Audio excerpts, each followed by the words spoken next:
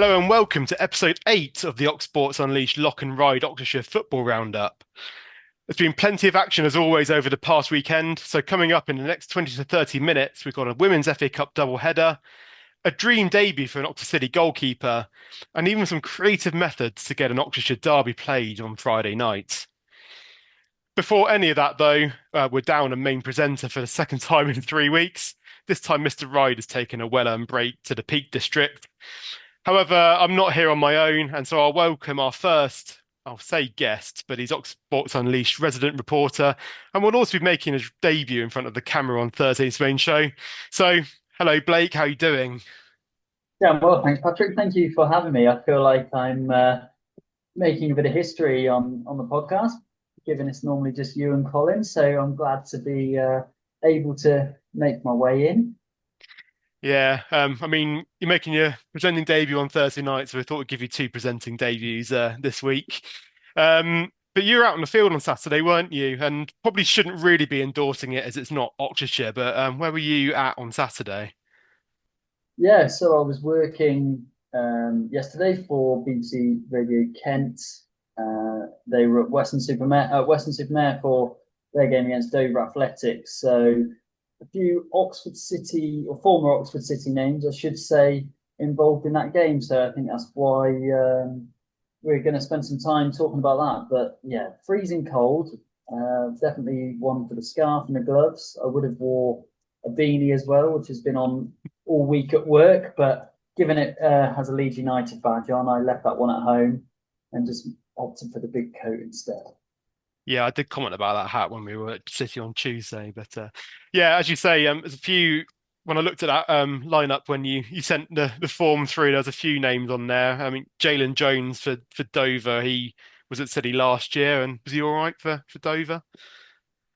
Well, I remember him at City actually from when I've covered them in the past. And to be honest, I forgot how tall he was. I didn't I remember him being tall, but I don't quite remember him being the 6'7" kind of tall that he's labelled on Dover's website and how much he stood out in that game on Saturday.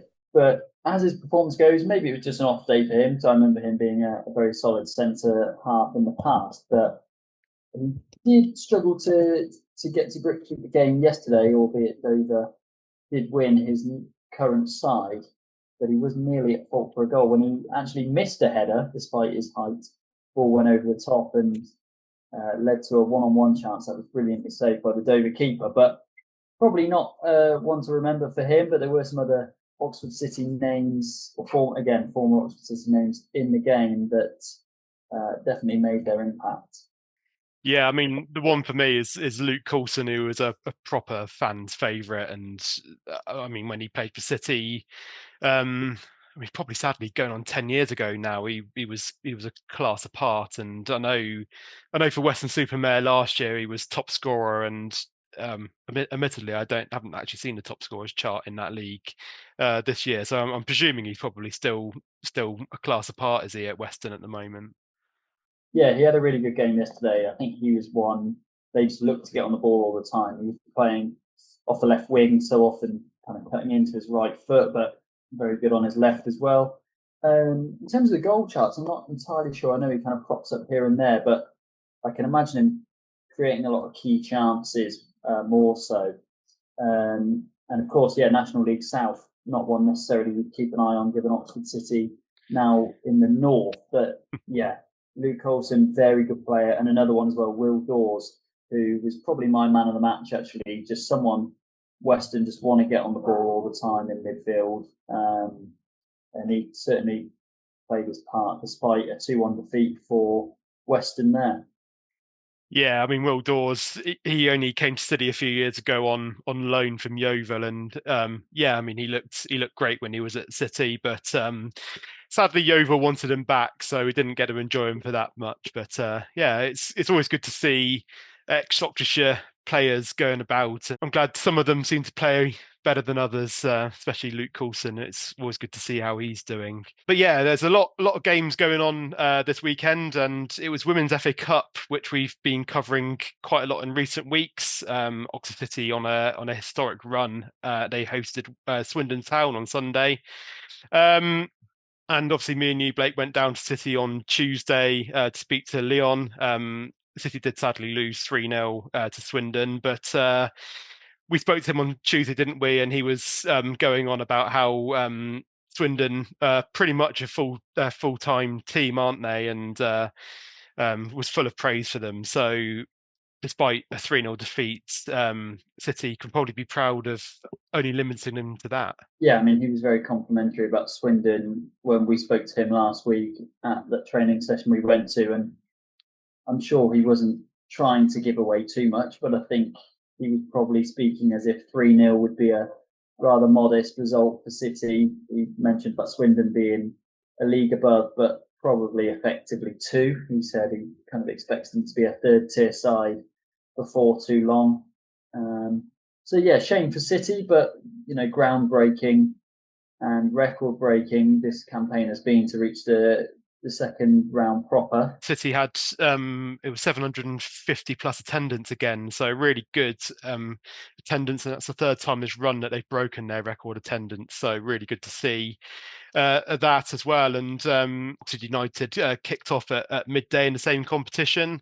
They did a bit better. They got through. They hosted Luton Town. They won 3-1. Holly Manders with 2 goals and Naomi Bedo with the third early in second half. So they will go and be in the hats in the third round to face well, I mean, anyone up to WSL2, I think we decided, didn't we, this coming round. So there'll be some big names in the hat, I think. So yeah, can look forward to another big game. Yeah, there's a lot of trips as well in that WSL2 potential. I was speaking to Leon last week about how there's Newcastle, Sunderland, and Durham all in that league, and that's not to mention there's likes of Sheffield United as well. So a lot of potential travelling to a WSL2 side, but also there's the big clubs like Bristol City, who in the women's game are a huge team. They were in the WSL not too long ago, and then if you think about some of the clubs that obviously have big men's sides at Southampton, I think play quite a lot at St Mary's themselves. Sheffield United, who I've already mentioned, as well as Sunderland, Newcastle, who I said as well. Obviously, both Premier League sides in men's football. So I'm sure one that would be good for income, particularly for Oxford United women. And you never know where that could go to propel them in league status as well. Yeah, and I have to say I was intrigued actually when Leon said about he would quite like a big away game in the FA Cup. And I mean, I know from the men's competition, you always want to try and get a big team at home to try and get them on your home pitch. But yeah, I mean, it's the lure of those big grounds, especially like St James's or Stadium of Light, is you can't really turn those down, can you?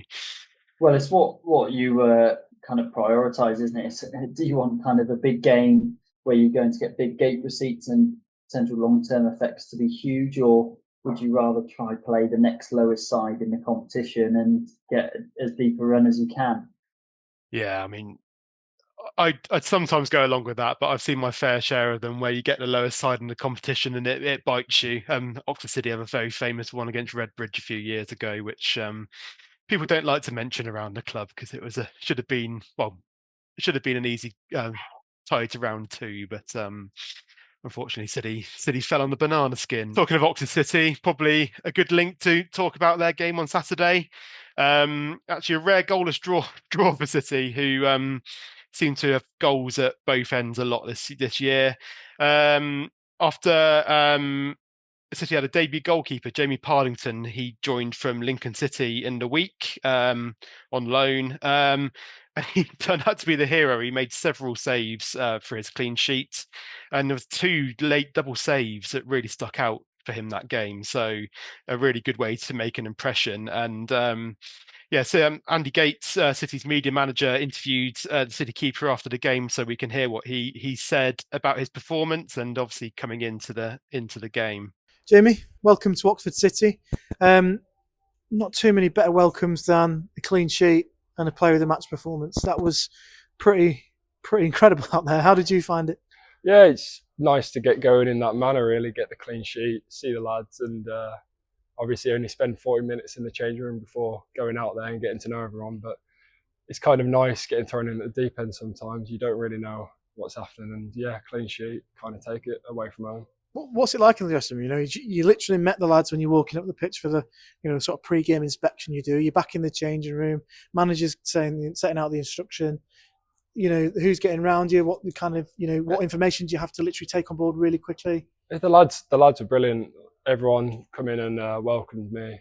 I spoke to the gaffer yesterday, to be honest, and kind of gave me a sort of clear guideline to how they want to play and how he wants me to play out from the back and other things like that. You just got to absorb as much information as possible in a short amount of time, really. But kind of for me, I know what I can do, and as long as I do the basics as a goalkeeper, I think you can kind of settle yourself in a little bit within the game, really. So my job just to keep it out the net at the end of the day, and today was quite a nice one, really. Yeah, your job was to keep it out the net. You did it 4, 5, 6, 7 times. I think they had 9 shots on target or something like that. You know, you've had as debuts go, it was brilliant. I imagine you'll be pretty modest about it, but we're going to talk about one save in particular, the double save just down here in the net in front of us, actually, where, you know, you've made your first save, it's parried out, they're going to follow in, you know you're going to get hurt. You just had to stick your body where it was going to hurt. Well, yeah, you say modest. I probably should have caught the first one, to be honest. But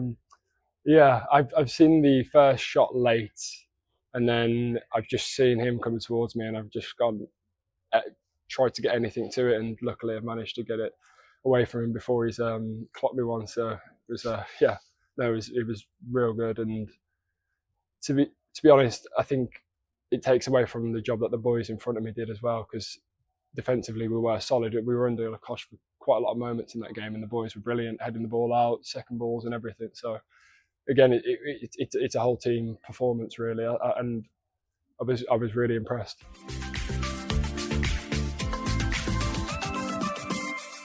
Yeah, so thanks to Oxford City for that interview. One thing that was really interesting about that is how he said that he'd met his teammates for the first time about an hour before kickoff. So yeah, it's amazing how those things work, isn't it? And obviously meets his team an hour before kickoff and then puts a man of the match performance in. Well, of course, you're the City fan, Patrick. So as someone who probably knows a bit more than me about the club in itself, why was the need for Jamie Partington, the debutant, this week? Yeah, well, Sam Lewis, who was on loan from Aston Villa, he was injured. He got picked up an injury in the Town v Gown game, which was a bit of a shame because he'd been playing really well. And Max Tremmel, who was youth goalkeeper, I think 17 years old, he came in for the last couple of games. So, I mean, great experience for him, but I'm guessing Ross Jenkins just wanted a little bit more of an, I say experienced goalkeeper, but again, it's a youth keeper from Lincoln, but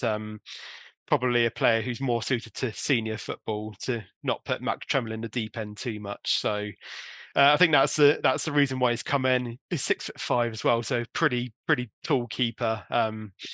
So yeah, really good start for him there. So yeah, hopefully it will continue.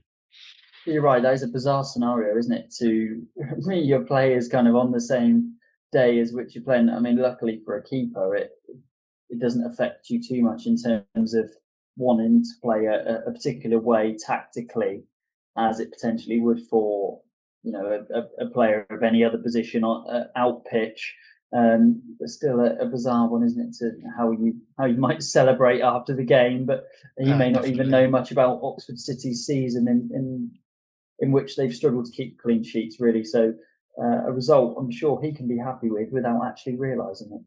Oh, definitely, yeah, and yeah, it may be a bit more of a culture shock when he has to maybe come down to Oxfordshire a couple of times a week for training. I mean, I don't know how that will work, but I'm sure he'll come to training a couple of times a week to kind of gel with his teammates a bit more. But maybe after that performance, he doesn't need to. Maybe he's hit the ground running, I think.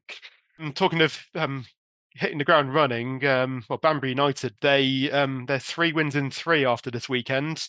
They went to Alvechurch and they won 2-0. So it's the first back-to-back clean sheets they've had since March. I think I saw on social media earlier in the week. George Ball in the first half, Conor Ferguson in the second half with the 2 goals. Calvin Langmead spoke to Puritan's Radio after the game. He was obviously ecstatic with his team's results. Absolutely outstanding. This is a tough place to come. at any time of the year, but certainly in the winter months, when it's wet like this, the pitch is on a slope, it does cut up. It's really sapping, really, really draining, and the way that we've been going about it over the last 3 or 4 weeks, was going to be double hard for us because of the effort, the off-ball shape that we now sit into, and to have to move across and up and down that pitch. That was sapping, really sapping for the boys, but absolutely outstanding across the park. Lads that came on exactly the same. I'm not going to sort of single anyone out because they were all excellent, and to come here and win 2-0, that's another clean sheet. Absolutely delighted. I was going to say the clean sheet must please you as well, because you mentioned the other night after that Bromsgrove game, clean sheets have been something that Banbury United really haven't had this season. Yeah, well, we had a couple in the cups and stuff, but in terms of the bread and butter of the league, we hadn't obviously had one since the opening day, so to get back-to-back ones is really, really pleasing, and it just sort of adds into kind of the way we're going about things at the moment. We looked at loads of different things, the comparisons between games and the run of 4 or 5 games that we lost compared to the last 4 or 5 games, and the amount of chances we're now creating, the how little chances we're giving up. And I think clean sheets is a massive reward for that as well, in terms of just being more solid as a team across the board. And we absolutely believe and know there's goals in this team. We've got so much pace and quality in the right areas that it's started to fall into place a little bit. I think the lads are understanding why we're doing what we're doing now. The biting is absolutely there. So look, football's a funny old game, isn't it? You lose sort of 5 in a row and everything feels really difficult and hard. And at the moment, it feels a little bit lighter, more enjoyable. And of course that's done by results. You mentioned it's not a game for signalling really any players out. Again, it looked like the other night, bang on it, 7 out of 10 performances all around the park at least. Yeah, do you know what? I'd even bump that up to sort of 8.5. Some of them were just outstanding. I'm not going to name names, but I'll go through the units. The back 4 were excellent. Midfield 3 is so hard in there when you having to move all the time and pass people on and track runners, and the two wide men exactly the same. Because they've got to work super hard back. They're almost playing wing back and wide forward at the same time. You want them to, you're asking them to do both, and then you've got Chrissy up top on his own, but putting in an absolute shift, and then the same for the lads when they come on. So just across the board, it was an excellent performance. Like I say, it's these are the kind of games that you come out of, and there's a bit of a marker with it. To come to Elvechurch, win 2-0 on a day like today is a fantastic result. And you mentioned your team out of possession of the ball. It's something we saw early on in the season, how good they were at getting that shape out of possession of the ball, and that seems right bang there again. Well, we've worked hard on it on the training ground. We've worked hard on it in the analysis to show them where we want them and how we want them to go about it, and what happens St Ives when you don't stick to it. So, that we're showing them, they can see for their own eyes, and they'll feel it out there as well now. There's a confidence growing, there's a bit of belief back in the boys, and it was a difficult period. We're now riding the crest of a wave, but I just said to them in there, it's like, it's hammer down. It's not, it's going to be a bit easier. Same mentality, same effort, working towards the same outcome. So nothing will change from us. There'll be no let off. We'll still keep pushing, and we look forward to Real Bedford on Tuesday. And you've got strength off the bench, haven't you? We've mentioned this before, but that's clearly shown itself. And Conor Ferguson, another goal for him. Yeah, look, I think he probably by his own admission should score more goals maybe over before I came into the football club. So it's fantastic to see him now getting those numbers. He's so influential for us. You saw, it's no coincidence for me the time that we had the difficult run, he was out the team through his injury. So, but again, forwards are confidence players, but Keegan was outstanding, bit of work to get him his goal. So, look, I'm delighted for Conor, absolutely. It's fantastic to see the influence Pross is now having on the game. Creeds was excellent. Said I wouldn't name anyone, didn't I? Yeah. I've started to, but I could go across the board. So, absolutely, Paulie again, probably should have scored the other night. So delighted for him. That was a fine finish from him, wasn't it, for the first goal? Yeah, it was. It was brilliant. And, we'd been under it a little bit. We'd given them a couple of half chances, which I wasn't too happy about, but fantastic. We know we can do that. We can soak up the pressure and then hit them on the break.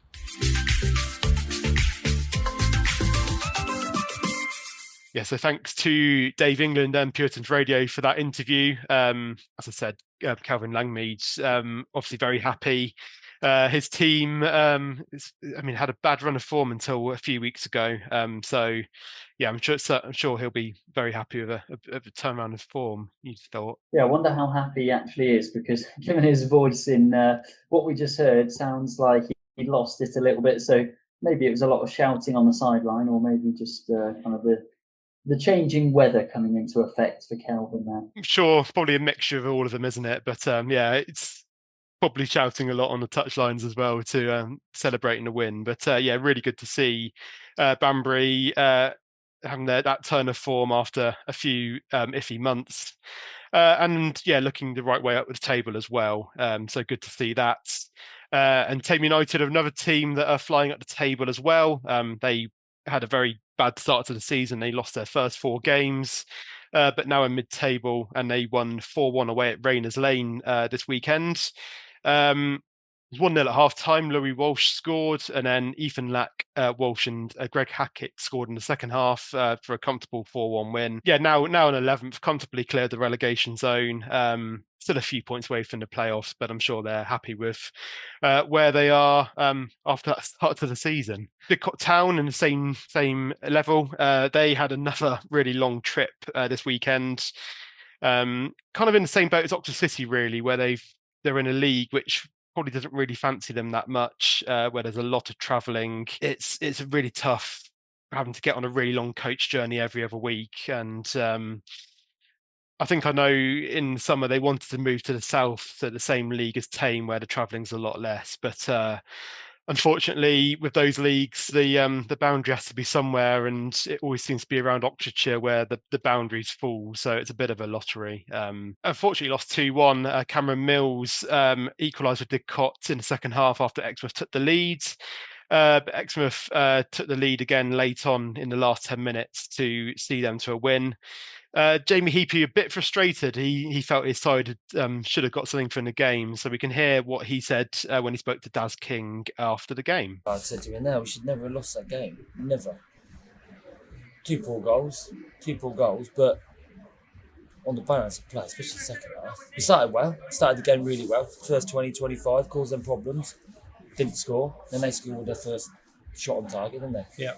And then it was a bit scrappy. Then after that, we didn't really find our way until half time. And then we had words with me and Jack at half time. And then we come out, done what we asked, front foot, all that stuff. And then good goal from Millsy. And I just thought there's only one team going to win this. Yeah. Always, but is that me just being stupid? Because I always think we're going to win at 1 each, and he was conceding a goal. It's just a rubbish goal to concede. Rubbish goal. Absolute rubbish goal. And then, it's just scrappy, wasn't it? And then we just lumping balls the last 5 minutes, whatever it was. But oh mate, I'm so frustrated. It's all them games we've had already this season where we've lost points. We should never have lost. To come away with nothing is just ridiculous. Yeah. But are we learning? Obviously not, because we've done it too many times now, haven't we? So there was some bright, like Miko come on and was bright. Cam had a great chance just after the goal. Fair play goal, he's made a good save. Good save with his foot, wasn't it? Yeah, he went through and that was a big chance. Because he had their full back on toast second half. I didn't think first half we really worked him. I think Dills had a header first half, but we didn't really work him. With the amount of possession we had, or a lot of play in their half, we didn't really have any shots and stuff, but it's just frustrating, mate. So frustrating, because we just got to be braver. We asked them to be braver at half time, and they were, to pass the ball, because we were just playing into their hands. And then we get back in the game, and you think there's only one team going to win this, and then we just see such a poor goal. And yeah, the thing, 15 minutes from the end, I'm like, I can see where this is going. Yeah, it's like I know, because we've had it before, and you just think, surely not again. Yeah. It does, and we know what they're going to give, but we're going to get no rewards for it. We're working so hard, and we get no rewards coming here. We get nothing from the game. Big thanks to Didcot Town and their media team for that interview. One thing to note from that interview, and it won't be picked up by a podcast because it's audio, but it reminds me of something that used to happen to me a lot at Oxford City, where the floodlights kept getting turned off by the host clubs when you're in the middle of a post-match interview.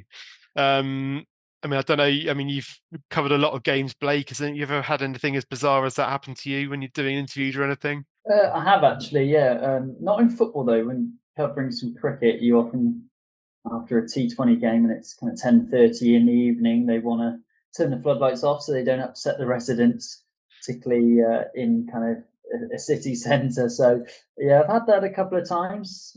Or a loud lawnmower in the background of an interview is a common one when covering cricket as well. Got But one of those, I think yeah. that's 2 weeks in a row for Didcot that's happened, isn't it? The lights turning on. Yeah, and actually, you mentioning lawnmowers reminds me of one I did with Oxford City after a 7-1 thumping at Dartford. I interviewed the manager, and the manager paused for a moment to let a lawnmower go past, which was quite entertaining, to be totally honest. But I tried not to laugh at the time because he wasn't in the best of moods, as you can imagine. But yeah, the Didcot media team were very persevered well, though. They just carried on with the audio interview. I have to say, both times it put me off, but so did better than I did. But just before we move on, Patrick, can we just talk about Jamie Heapy's interviews? I'm interested to see what you think of what he was saying there. He seemed really disappointed, maybe a little bit aggravated at his own team, but that's just one of those things in football, isn't it? I'm sure sometimes he's got results he felt like he didn't deserve when he picked up 3 points. Sometimes you're going to get them where you don't get any. Yeah, it's always an interesting one, isn't it? And I mean, Didcot obviously put in a half decent performance, and yeah, it's one of those that sometimes you create the chances and it just doesn't quite fall to a player, or a player doesn't quite get a shot away well, and yeah, you may have 30 chances in a game and score one, and then you get other games where you have one chance and score one and win 1-0, isn't it?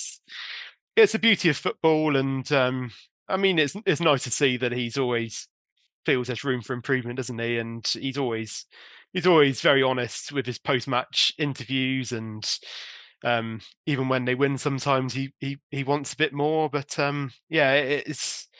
it's one of those things, isn't it? I think. Talk about floodlights. One of the issues in winter in football. Another is obviously cold weather and the worry about games being called off for waterlogged pitches and even frozen pitches. And Friday was a particularly cold day, and Kidlington facing North Leigh on Friday night, supposedly, and there was a nice picture that went on their social media of them getting a load of heaters out of the clubhouse or something onto the pitch to try and defrost a few areas. So you've seen a few of those. It's some very innovative ways of trying to defrost pitches. I've seen some before where people have parked cars on areas of the pitch with engines running to try and defrost it, but it's a particular issue in non-league, isn't it? I think further down the pyramid that it becomes a bit of a problem, doesn't it? Yeah, I think people certainly get creative, don't they? Down the leagues, no one wants a game to be off, and I can't say that's something I've seen in my time reporting, but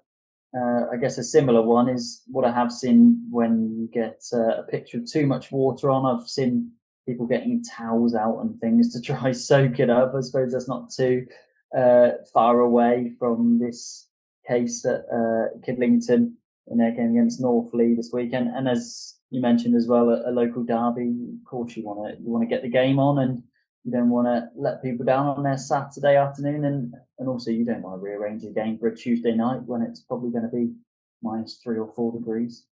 Oh, exactly, yeah, and it's the issue this time of year is you want to try and get games out of the way early so you don't have a fixture congestion when games get called off. Obviously, Banbury United's one of the main ones for getting waterlogged pitches, isn't there? There's been a few famous photos over the years of the pitch completely underwater, but I mean, the groundsman does a great job there to get the pitch playable very quickly after it gets flooded. So yeah, I mean, I guess they were probably thankful to be away this weekend as well with the rain on Saturday morning. But yes, Kidlington's work did get that game on as well, so great work from them.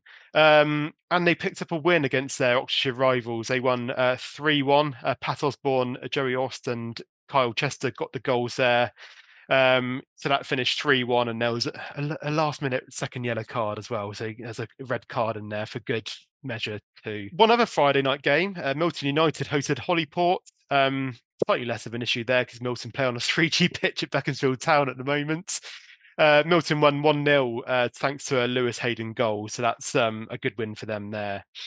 With 3 Oxfordshire teams out the way on Friday, it was just Wallingford and Crowmarsh in action on Saturday, and they had a second consecutive 2-1 win, this time against Ashford Town.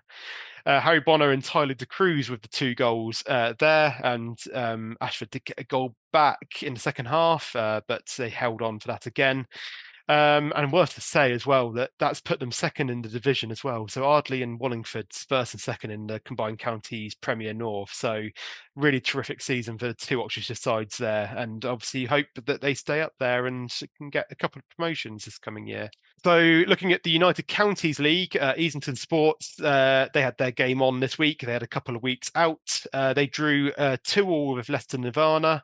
Sam Lawrence and Josh Yeboah with the goals. Sadly, they conceded twice in the 90th minute, so they had to settle for a draw there after it was looking like they might get a win. So we'll go to Hellenic Division 1 and your local team, Blake. They had a 9-goal thriller on Saturday. Went 2-0 down, got it back to 2-2, went 3-2 up, and then turned it around to be 5-3 up.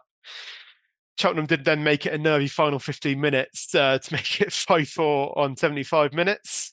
No further goals though, but certainly value for money at Wantage on Saturday, obviously having a good run of form as well. Yeah, what I saw on social media as well, I think the last goal, which of course wasn't a winner, as you said, it was 5-3 and then brought back to 5-4. It would have been a bit more dramatic if it was 4 each to then win 5-4. But that last goal was scored by Jack Alexander, who's a local barber, who actually played for Scotland. I think under 16s was the highest honours he got, but I certainly remember him playing a really good standard. Was on Liverpool's books until he was around 16, 17 before gradually dropping down the leagues. I think he had spells at Eastleigh and Tiverton before making his way down. Good CV to have youth international caps on it though, isn't it? Even at that age. So yeah, yeah, really good value for money, and they're 3 points off the top of the league now. So had a bit of a shaky start to the season, but they've really got their season back on track now. So yeah, hopefully after missing out in the playoff final last year, they can go one better this year and get that promotion back to step 5. Meanwhile, though, for Clanfield, they rescued a point after going 2-0 down against Brimscombe and Thrupp. And sadly, the only other Oxfordshire team on Saturday, they had a day to forget, Carterton. They were beaten 7-0 by Redditch Borough. So we'll move on to fixture focus and have a quick look ahead at what's coming up for local football fans this weekend. And certainly a football feast in Oxfordshire on Saturday with all of our local teams seemingly at home. It kicks off on Friday night. Oxford United host Ipswich Town at the Kassam Stadium at 7:45 kickoff on Sky Sports on TV. Oxford City are at home the following day. They welcome Kidlington Town to the MGroup Stadium for a 3:00 kickoff. Banbury United also at home. They welcome Stamford in Southern League Premier Central, looking to keep up their recent form at home.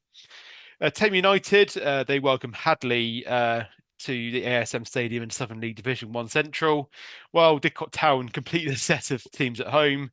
They welcome Frome Town to the Loop Meadow Stadium in Division 1 South. Sunday, and after a big weekend of FA Cup football, all back to league action this weekend. Oxford United women, they are away on Sunday, and actually the only team that we're covering on here who are away this weekend. They travel to Lewis in Women's National League South. Abingdon United, they host Portishead Town in Division 1 Southwest. And Oxford City, they have something of a very rare league game. They seem to be in cup action a lot of the season so far. They host Badshot Leigh in Southern Region Women's Football League Premier. That's it for another episode of the Oxsports Unleashed Lock and Ride Oxfordshire Football Roundup. This week just with Lock, and Ride will be back with us next week to take the reins back from me, I'm sure. So join us next week for some more football roundup, or even watch the live show on Thursday night on Oxsports Unleashed YouTube. But for now, we'll see you next week.